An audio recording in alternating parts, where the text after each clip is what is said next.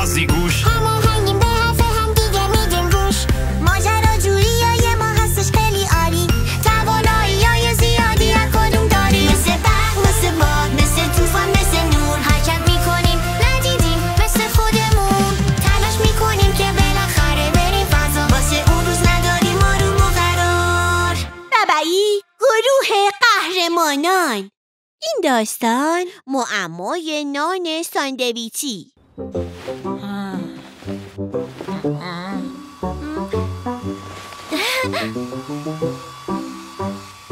چیکو این دوتا خوب خوش نشدن. بسپارش به خودم، سریع خشکشون میکنم. میترسم به مسابقه نرسیم. باید امروز ماکتو تموم کنیم.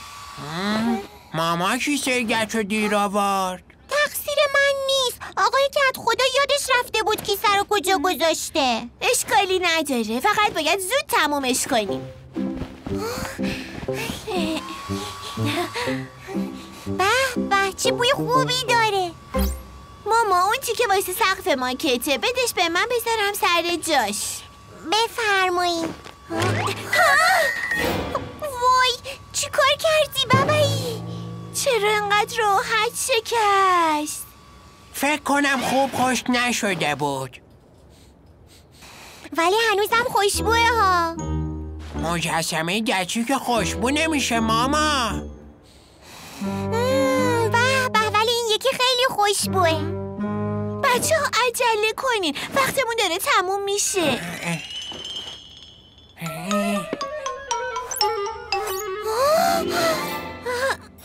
وای ماکت خراب شد.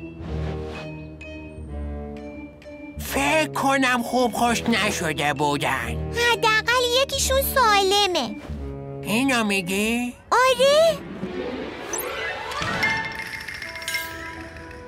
اینم که شکسته.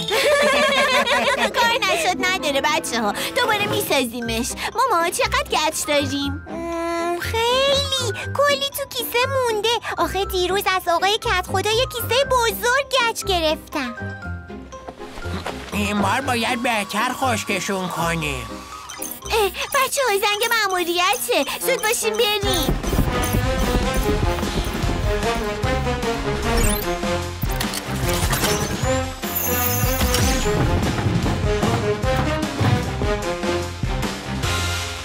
مأموریت امروز چیه روشان؟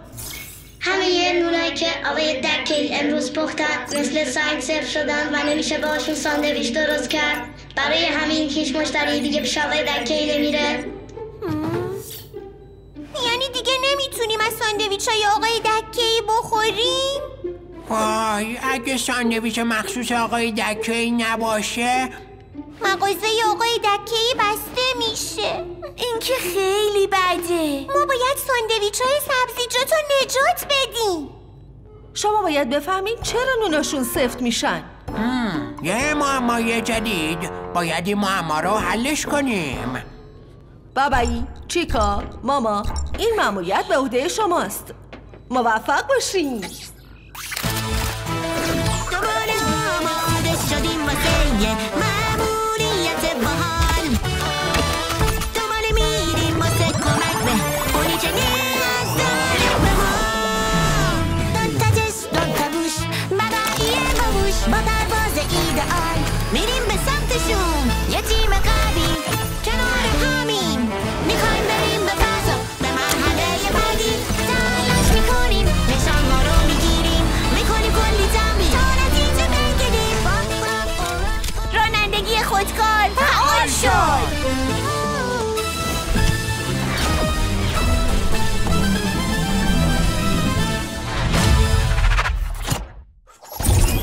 سلام آقای دکی. سلام آقای دکی. سلام بچه ها، خیلی به موقع رسیدین. متاسفانه همه نونای ساندویچی مثل سنگ سفت شدن. من از همون دستور همیشگی استفاده کردم ولی نمیدونم چرا اینجوری شد. البته اشکالی نداره، عوضش به جای هاون ازشون استفاده میکنم. ببینید این نخودا رو چقدر خوب له کرده. چرا دوباره نون نمیپزیم؟ از آردی که دیروز از آقای کت خدا گرفته بودم فقط یه ذره مونده. باید بفهمیم چرا نونا سفت شدن. شاید نونا زیادی خوش شدن. میتونیم بهشون آب بپاشیم. مامان گاوی وقتی نونا خشک میشن بهشون آب میپاشه. پیشنهاد خوبیه. آب پاش اونجاست.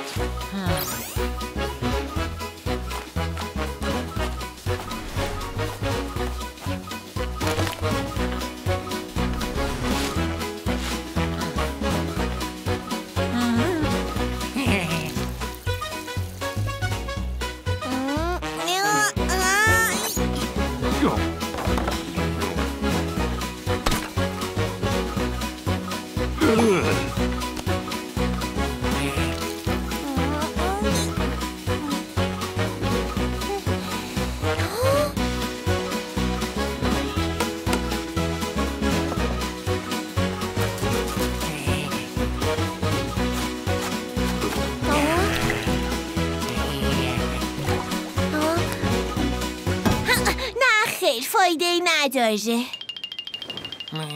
این یه معمای پیچیده است که باید حلش کنیم. آخ جون، من عاشق معمای پیچیدم. آقای تکه‌ای میتونیم ببینیم چطوری نونا رو میپزین؟ فقط یه ذره از آرد آقای کت خدا مونده، ولی اشکالی نداره. دنبالم بیاین یه کاریش میکنیم.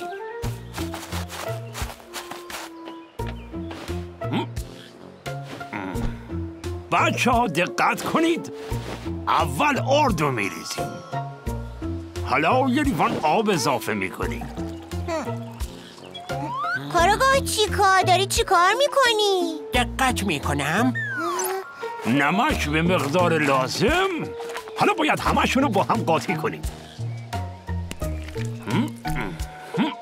اینم از خمیر نون ساندویچی. پس چرا هیچ بویی نمیده؟ این لکه سفید چیه روی کیسه؟ خب ببینم مرحله بعدی چی آقای دکه‌ای؟ اول میپزیمشون، بعد میذاریم یکم هوا بخورن. خودشه. چی خودشه؟ هوا باعث میشه چیزای نرم خشک بشن. نباید بذاریم نونا هوا بخورن. پس هواخوری ممنوع.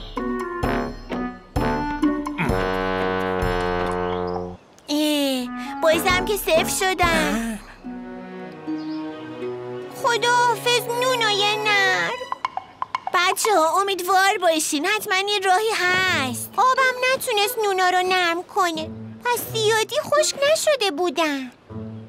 دستور پختم عوض نشده بود که.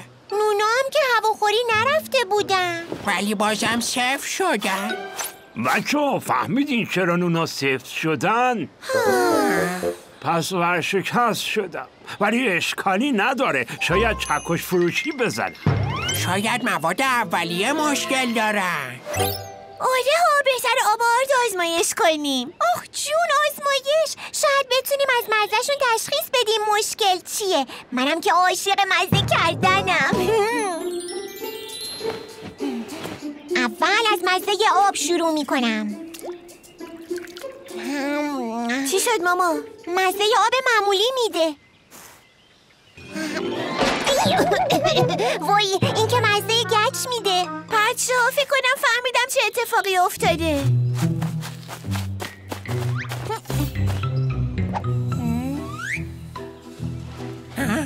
آقای دکه‌ای، شما دیروز اشتباهی کیسه گچ ما رو برداشتین.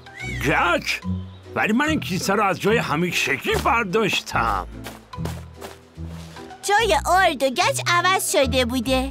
آها، گفتم این بار کیسه کوچیک بودا، پس واسه همین نونای من انقدر صفر شدن. موکت ما هم واسه همین انقدر راحت شکست.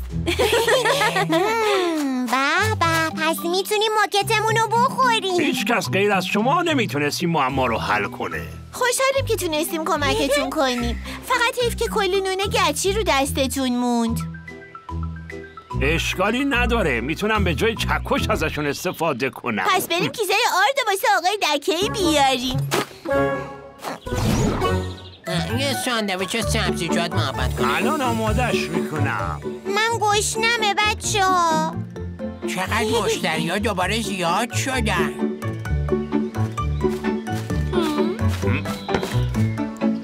بفرمایید، اینم از ساندویچ‌های مخصوص شما. به من ساندویچ سبزیجات خیلی دوست دارم. همه ساندویچ سبزیجات دوست دارن بابایی.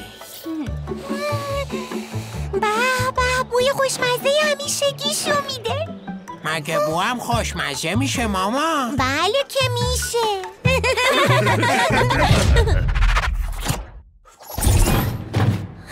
یه مأموریت دیگم به پایان رسید. چه معمای خوشمزه هم بود. حالا اگه گفتید وقت چیه؟ نشانه مخصوص. نشانه ساندویچی به شما تعلق میگیره. یه قدم دیگه به سفر فضایی نزدیک شدیم.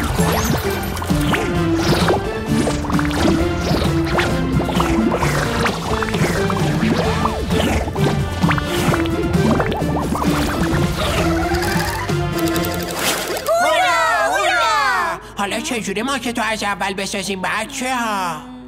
هرچی گچ داشتیم هم تموم شده. البته ماکت ما که آماده است، ولی خوشمزه تر از اونیه که بتونه تو مسابقه شرکت کنه. من 2 کیسه گچ دیگه از آقای کت خدا گرفتم. آخه حد زدم شاید شما برای ماکتتون گچ کم بیارین. آخ آره.